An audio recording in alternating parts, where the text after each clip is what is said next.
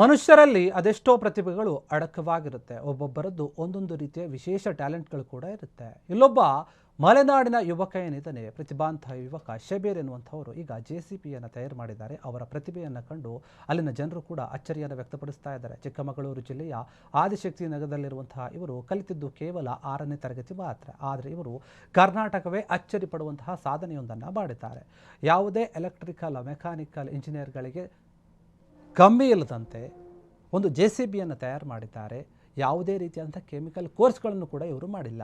ಬರೀ 7ನೇ ತರಗತಿ ಫೇಲ್ ಆಗಿದ್ದಾರೆ. ಇವರು ಸ್ವಂತ ಕೌಶಲ್ಯದಿಂದ ಈ JCBಯನ್ನು ತಯಾರು ಮಾಡಿದ್ದಾರೆ. ಕೆರೆಗಳಿಗೆ ಹೂಳೆತ್ತುವಂತಹ ಯಂತ್ರವನ್ನು ನಿರ್ಮಿಸಿ ಸೈ ಎನಿಸಿಕೊಂಡಿದ್ದಾರೆ. ಈ JCB ಏನಿದೆ ಇದು ತುಂಬ ಕಡಿಮೆ ಖರ್ಚಿನಲ್ಲಿ ಬರುವಂಥದ್ದು.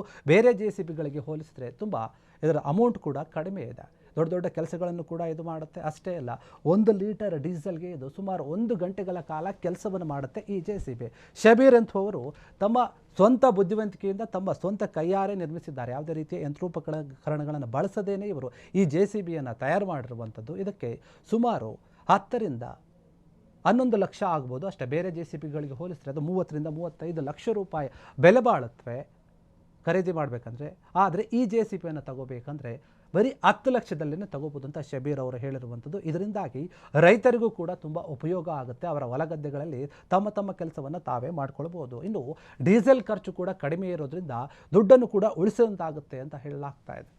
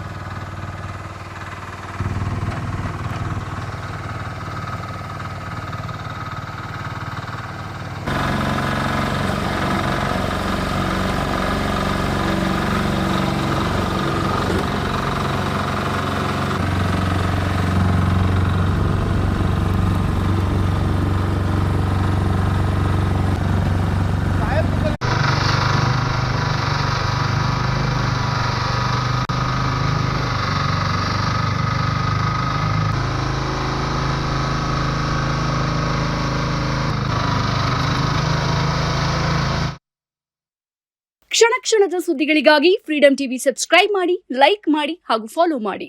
ಹೊಸ ಸುದ್ದಿಗಳ ನೋಟಿಫಿಕೇಶನ್ಗಾಗಿ ಬೆಲ್ ಐಕಾನ್ ಮೇಲೆ ಕ್ಲಿಕ್ ಮಾಡಿ.